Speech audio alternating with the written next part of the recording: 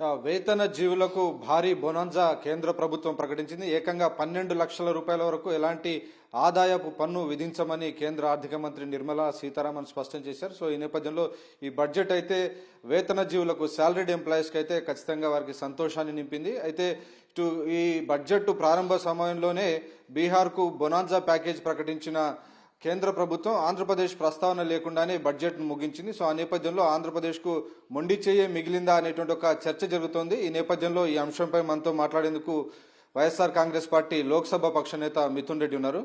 So ఎట్లా చూస్తారు budget, దానిపైన మీ రియాక్షన్? అంటే మనం ఒకటి అర్థం చేసుకోవాలి. ఈరోజు దేశంలో అత్యధికంగా దేశానికి ఆదాయాన్ని ఇచ్చేది ఇండివిజువల్ ట్యాక్స్ పేయర్స్. ఈరోజు కార్పొరేట్లు కట్టే ట్యాక్సుల కన్నా ఇండివిజువల్ ట్యాక్స్ పేయర్స్ కట్టే ట్యాక్స్ ఎక్కువ ఓవరాల్గా మన సెంట్రల్ గవర్నమెంట్కి వచ్చే ఆదాయంలో. సో వాళ్లకు ఈరోజు ఊరటని ఇచ్చిన పరిస్థితులు మనం చూస్తూ ఉన్నాం. ఇది ఒక మంచి పరిణామం. కానీ ఇక్కడ మనము మన ఆంధ్ర రాష్ట్ర విషయానికి వచ్చేసరికి మనం గమనించాల్సిన విషయం ఏమంటే, టోటల్ బడ్జెట్ ఈరోజు అనౌన్స్మెంట్లు అన్నీ బాగానే చేశారు, ఇన్ఫ్రాస్ట్రక్చర్ పైన మిగతా విషయాలపైన.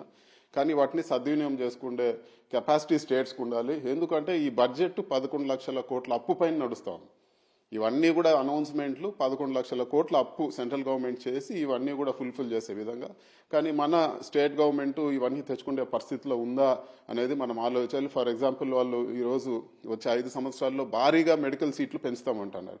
కానీ మన రాష్ట్రంలో చూస్తే ఉండే మెడికల్ కాలేజీలు కట్టేటివి ఆపేసి శాంక్షన్ అయిన సీట్లే మాకు వద్దని వెనక్కి ఇచ్చే పరిస్థితి మనం చూస్తున్నాం.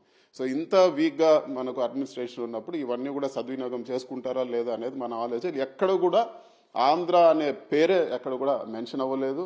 సో ఇవన్నీ మనం ఏదైతే ఈరోజు సెంట్రల్ గవర్నమెంట్ అనౌన్స్ చేసిందో వాటిని రాబో రోజుల్లో ఈ తెలుగుదేశం పార్టీ సద్వినియోగం చేసి మన రాష్ట్రానికి తీసుకొస్తుందా లేదా అనేది చూడాలి. మేము కూడా బడ్జెట్ స్పీచ్లో గట్టిగా అడుగుతాము, ఆంధ్ర రాష్ట్రానికి మేలు చేసే విధంగా ఈ మ్యాక్సిమం ఈ అలాట్మెంట్స్ అన్ని కూడా మ్యాక్సిమం మన రాష్ట్రానికి రావాలని చెప్పి కూడా మేము కోరుతాము. గత ఓటాన్ అకౌంట్ బడ్జెట్ చూసాం కదా, జూన్ జూలై మధ్యలో అమరావతికి సంబంధించి మేము అప్పు ఇప్పిస్తామని చెప్పి ఆంధ్రప్రదేశ్ సంబంధించి కొంత ప్రస్తావన చేశారు. కానీ ఈసారి ఆంధ్రప్రదేశ్ ప్రస్తావన లేదు. కానీ బీహార్కు మాత్రం బొనాంజా ప్రకటించారు. అక్కడ మఖానా బోర్డు ఏర్పాటు చేస్తున్నామని, గ్రీన్ ఫీల్డ్ ఎయిర్పోర్ట్ చేస్తున్నామని.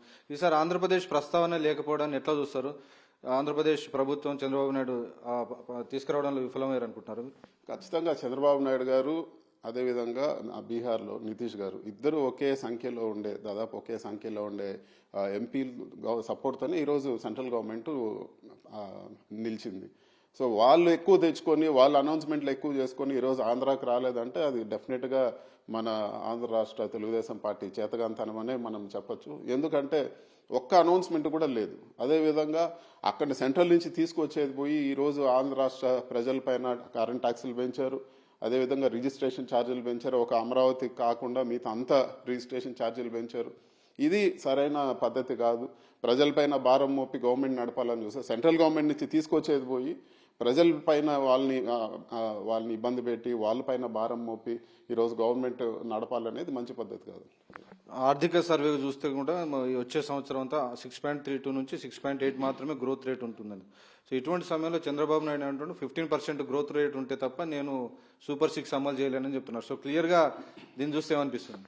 కేవలం ఏదో అమరావతిలో ఫ్రీగా ల్యాండ్లు ఇచ్చి లేకపోతే 3-4 అనౌన్స్మెంట్లు చేసినంత మాత్రాన ఆంధ్ర రాష్ట్రం డెవలప్ అవ్వదు, 15% గ్రోత్ రేట్ రాదు. ఎంఎస్ఎంఈస్ వాళ్ళకి ఈరోజు ప్రభుత్వం ఏ విధంగా తోడ్పాటు అందిస్తుంది, అదేవిధంగా చిన్న చితక వ్యాపారాలు చేసుకునే వాళ్ళు అందరూ కూడా, రైతులు వీళ్ళందరూ కూడా బాగున్నప్పుడే 15% గ్రోత్ రేట్ మనం అచీవ్ అవుతాం. దాదాపు 63% ఫార్మర్స్ ఉన్నారు. ఫార్మర్స్కి ఏం చేసింది ఈరోజు ప్రభుత్వం? గ్రోత్ రేట్ ఎలా వస్తుంది? కేవలం ఏదో కార్పొరేట్లకు అనౌన్స్మెంట్లు ఇచ్చి కాగితాల పైన పెట్టి అవి కూడా సరిగా రాకుండా ఏ విధంగా గ్రోత్ రేట్ వస్తుంది? ఇవన్నీ మాటలకే పరిమితం. రైతులు బాగుండాలి, అదేవిధంగా మహిళలు, చిన్న పారిశ్రామికవేత్తలు, చిన్న చిన్న వ్యాపారాలు చేసుకునే వాళ్ళు అందరూ కూడా సంతోషంగా ఒక రొటేషన్ జరిగితేనే మీకు 15% గ్రోత్ రేట్ వస్తుంది. జిఎస్టీ కూడా వస్తుంది. మన రాష్ట్రంలో చూస్తే జిఎస్టీ గ్రోత్ కూడా లేదు. ఇది వరకు ఉండే జిఎస్టీ కలెక్షన్స్ కూడా గ్రోత్ రేట్ లేదని చెప్పి కూడా మనం నంబర్స్ అన్ని క్లియర్గా చూపిస్తూ ఉంది. సో ఇవన్నీ కూడా మార్పులు చేయకపోతే ఇదే పందాల్లో పోతే రాష్ట్ర ఆదాయాలు తగ్గుతాయి, అదేవిధంగా మనం ఇబ్బంది పడే పరిస్థితి కూడా ఉంటుంది. అంటే సూపర్ 6 పైన కంప్లీట్గా హ్యాండ్సప్ చేసినట్టేనా? మన ఆర్థిక సర్వే వస్తే గ్రోత్ రేటు వచ్చే పరిస్థితి కూడా లేదు. చంద్రబాబు నాయుడు గారికి సూపర్ 6, సూపర్ అన్నీ కూడా సూపర్ అమరావతి ఒకటే ఫోకస్ చేస్తూ ఉన్నారు. అది కూడా రాష్ట్రంలో ఉండే అందరిపైన ట్యాక్స్లు వేసి అక్కడే ఇన్వెస్ట్ చేసి విపరీతమైన రేట్లు పెట్టి రకరకాల అంటే డబ్బులు కూడా దుబారా చేసే పరిస్థితి మనం అందరం కూడా చూస్తున్నాం. సో ఇది సరైన పద్ధతి కాదు. రాష్ట్రంలో అన్ని వర్గాలు బాగున్నప్పుడే స్టేట్ కూడా డెవలప్ అవుతుంది. అదేవిధంగా ఇక్కడ మాటలు చెప్పే బదులు ఢిల్లీలో వచ్చి సత్తా చూపించి బీహార్ని చూసి స్ఫూర్తి తెచ్చుకొని అవే నంబర్ ఆఫ్ సీట్స్ ఉన్న బీహారు అదే సపోర్టుతో ఈరోజు ఏదైతే ప్రభుత్వం ఫామ్ అయిందో అక్కడి నుంచి ఈరోజు వాళ్ళు ఎంత వాళ్ళ స్టేట్కి తెచ్చుకున్నారో అదేవిధంగా మన స్టేట్కు తీసుకురావాలని చెప్పి కూడా నేను కోరుతాను. నిజానికి అమరావతికి మేము కేటాయింపులు ఉంటాయని వాళ్ళు డప్పు కొట్టుకున్నారు. అలాగే పోలవరంకి సంబంధించి 12,000 కోట్ల రూపాయలు, ఇటు వైజాగ్ స్టీల్ ప్లాంట్కి సంబంధించి 11,000 సంబంధించి ప్రకటన చేశారు. కానీ బడ్జెట్లో ఆ కేటాయింపులకు సంబంధించినటువంటి ప్రస్తావన లేదు. సో ఏమంటారు దీనిపై? సో ఇంకా చూడాల్సి ఉంది. అది ఇప్పుడు దాన్ని విమర్శించడం సరైనది కాదు. బట్ ఒకటి, ఈరోజు స్టీల్ ప్లాంట్ కేటాయించారు, కానీ స్టీల్ ప్లాంట్ మీరు ప్రైవేటైజ్ చేస్తారా లేదా అనేది స్పష్టంగా ఈరోజు సెంట్రల్ గవర్నమెంట్ చెప్పాల్సిన అవసరం ఉంది. తెలుగుదేశం పార్టీ కూడా దానికి జవాబు చెప్పాల్సిన అవసరం ఉంది. రెండో పాయింట్, పోలవరం హైట్ మీరు తగ్గించి నిర్మించిపోతున్నారా లేదా మన పోలవరం ప్రాజెక్టు మనకి ఏదైతే శాంక్షన్ అయిందో అదే చేస్తున్నారా, వీటిపైన క్లారిటీ ఇవ్వాల్సి ఉంది. అంతేగాని మేము 2,000 తెచ్చాం 3,000 తెచ్చామని చెప్పి ఏదో మాటలు చెప్తే సరైన పద్ధతి కాదు. సో ఓవరాల్గా మీరు జనరల్ బడ్జెట్ కనుక చూస్తుంటే ఇండస్ట్రీకి సంబంధించి అవగాహన ఉన్నటువంటి విషయం ఏమంటే ఈరోజు పోలవరంకు డబ్బులు కేటాయించారంటే అది మన హక్కు. అదేదో మనకు ఫ్రీగాను మనకు ఫేవర్ చేసినట్టు కాదు. పోలవరం నేషనల్ ప్రాజెక్ట్ ఎప్పుడో ఇచ్చారు. దానికి ఇచ్చే ప్రతి పైసా కూడా మన హక్కు. ఇంకా తగ్గించి ఇస్తా ఉన్నారు. అది మనం ఈరోజు అడగాల్సిన విషయం. సో ఫైనాన్స్ కమిటీలో స్టాండింగ్ కమిటీ మెంబర్గా ఉన్నారు కదా. సో ఓవరాల్గా బడ్జెట్ కానీ ఈ పారిశ్రామిక ప్రగతి కానీ దీనికి సంబంధించి ఈ రంగాలకు ఈ బడ్జెట్ ఎట్లా ఎంకరేజ్ చేస్తుందంటారు? సో బడ్జెట్ కాపీ పూర్తిగా స్టడీ చేసి డెఫినెట్గా మా వైఎస్ఆర్ కాంగ్రెస్ పార్టీ మాకు జగన్మోహన్ రెడ్డి గారు దిశానిర్దేశం చేసింది. రాష్ట్రానికి మాక్సిమం బెనిఫిట్ వచ్చే విధంగా మేమందరూ కూడా వ్యవహరించాలని చెప్పారు. సో అదే పందాల్లో మా పనితీరు కూడా ఉంటుంది. సో హరి, ఇది వైఎస్ఆర్ కాంగ్రెస్ పార్టీ రియాక్షన్.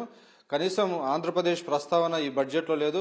ఇదే నరేంద్ర మోడీ ప్రభుత్వానికి ఆక్సిజన్ లాగా పనిచేస్తున్నటువంటి బీహార్, ఆంధ్రప్రదేశ్ రాష్ట్రాలకు సంబంధించి చూస్తే బీహార్ ప్రస్తావన ఉంది. బీహార్కు ఒక బొనాంజా ప్రకటించారు, కానీ ఆంధ్రప్రదేశ్ ప్రస్తావన లేదు. కనీసం బీహార్ స్ఫూర్తినైనా తీసుకొని తెలుగుదేశం పార్టీ ఎంపీలు, ప్రభుత్వం దానికి సంబంధించి కేంద్రం పైన ఒత్తిడి తీసుకురావాల్సినటువంటి అవసరం ఉందని మిథున్ రెడ్డి అభిప్రాయపడుతున్నారు. అలాగే ఆంధ్రప్రదేశ్ రాష్ట్ర ప్రయోజనాలను కాపాడేందుకు బడ్జెట్కు సంబంధించినటువంటి చర్చలో అన్ని విషయాలను తాము లేవనెత్తామని స్పష్టం చేస్తున్నటువంటి పరిస్థితి.